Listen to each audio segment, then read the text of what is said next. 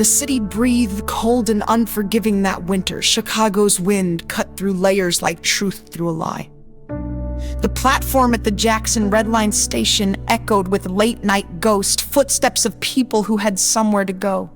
And then there was Mary's, sitting on a bench, sketch pad in her lap, eyes vacant as the trains rushed past her like unanswered questions. She hadn't spoken to her father in 2 years, hadn't painted in 6 months since the breakdown, since the diagnosis: borderline personality disorder, anxiety, depression, a cocktail of chaos that made love feel like war. She'd felt less like a person and more like a fragment in other people's lives.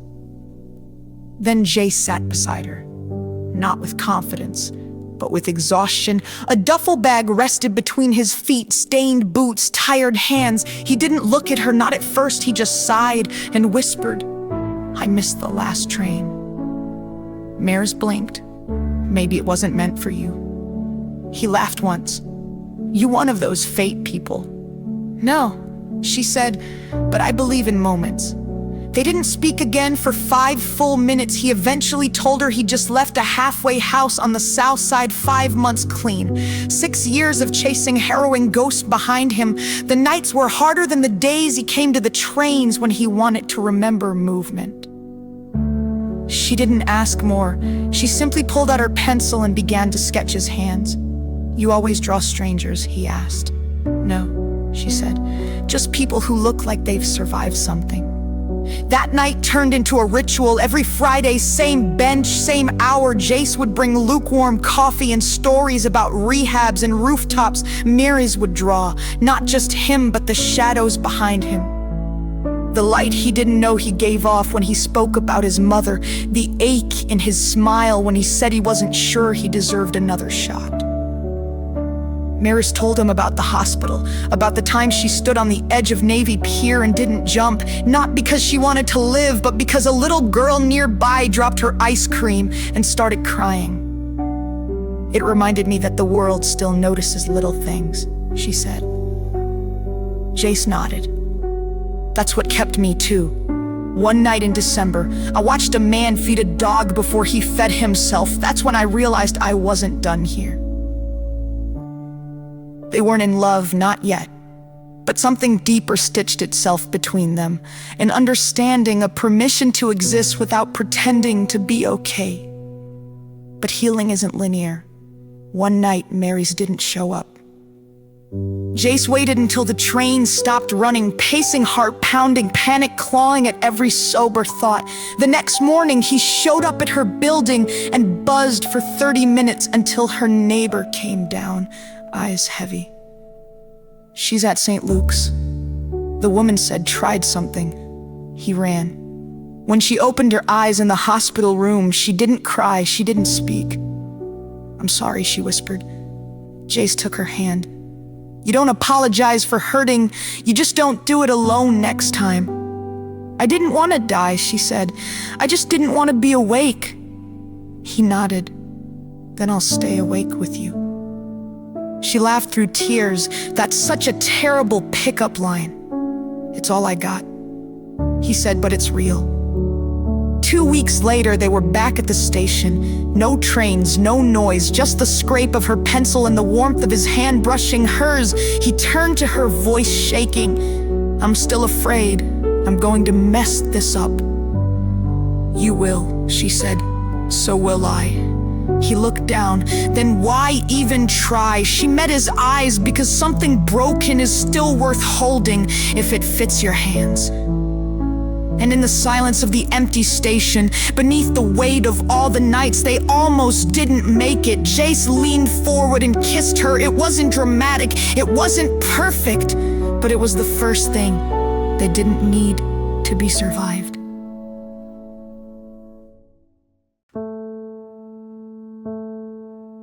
And then the sky fell. Setting New Orleans, Louisiana, August 2005. The air was thick with the kind of heat that made the world feel like it was holding its breath. New Orleans pulsed in slow motion, jazz from an open window swept down the back, thunderstorms threatening like secrets waiting to be spilled.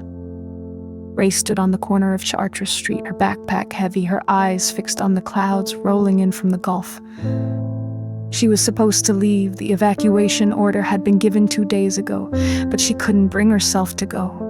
Her brother was in Houston, her father long gone, her mother lost to a silence that never healed. The city was all she had left, even if it broke her. She didn't expect anyone else to be stupid enough to stay. But on the third night of sirens and boarded windows, she met Luca.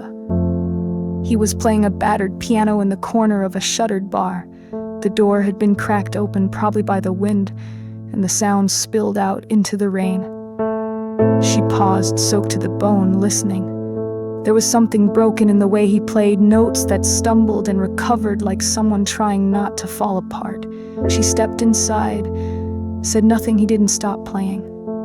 When he finally looked up, his voice was raspy, like someone who'd spent too long talking to ghosts. "You came in with the storm," he said. She didn't smile. "You stayed for it."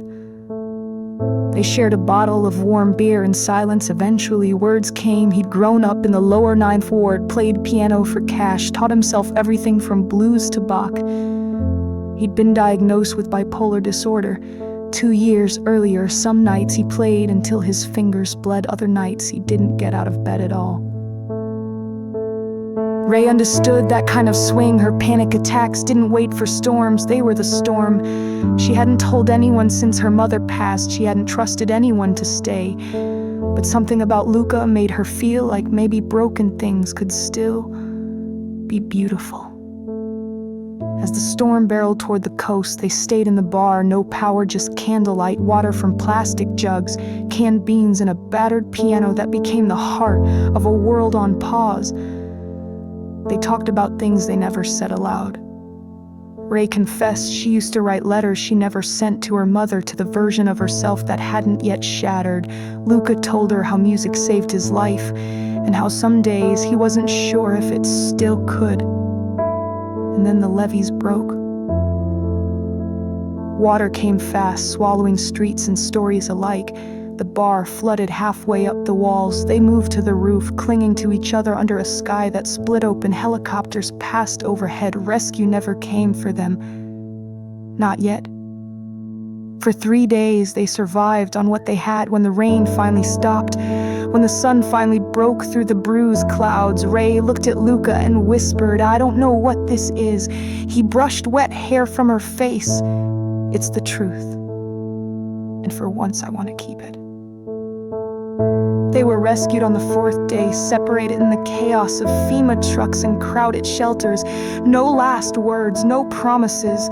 But a week later, in a different city, in a Red Cross center filled with noise and grief, Ray heard a piano, one broken note, followed by a flood of sound she'd recognize in her sleep. She ran. He saw her first, his eyes lit up like New Orleans lights before the storm. "Took you long enough," he said. She kissed him, not for rescue, but because in a world where everything had drowned, he was the only thing that stayed afloat. They didn't fix each other. They found each other. And sometimes, that's the same thing.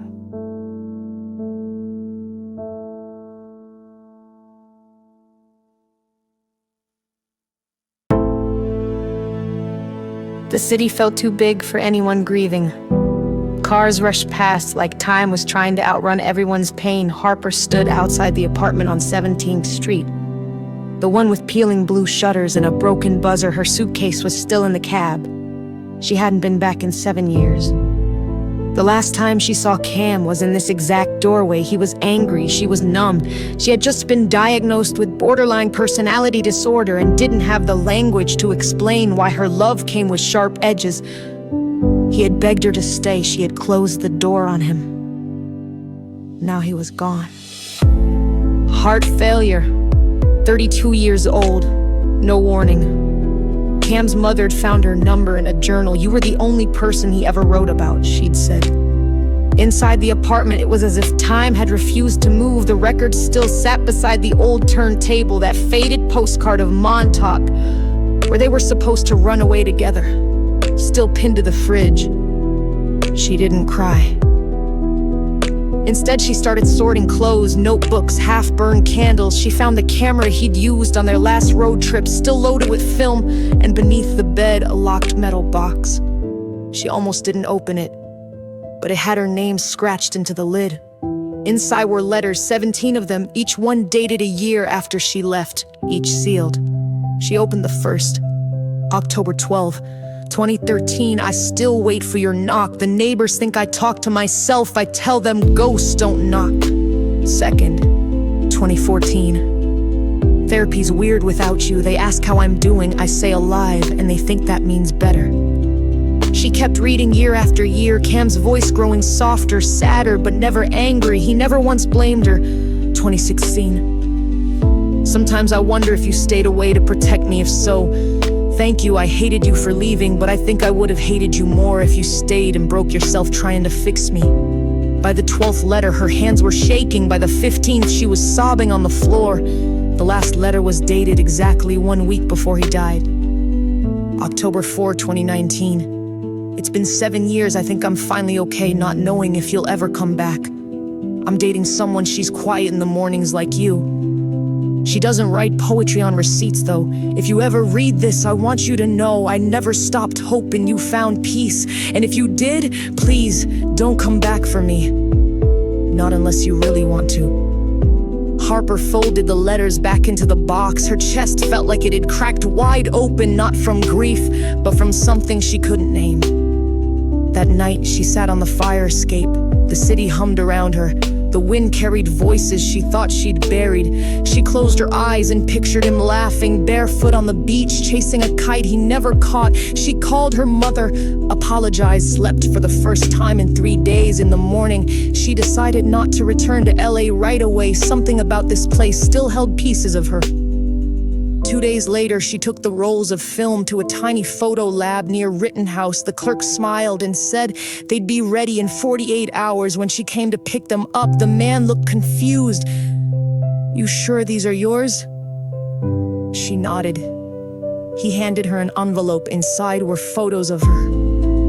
Dozens, all candid, all recent, at cafes, crossing streets, sitting alone in parks, each dated within the last 3 months, and every one of them taken in Los Angeles.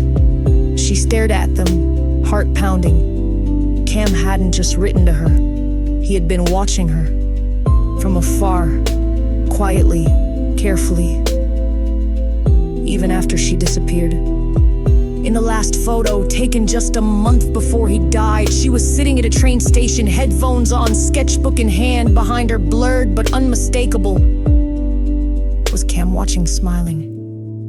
Harper dropped the photo. It had never been goodbye. It had always been love. Silent, distant, patient. And now, it was hers to carry.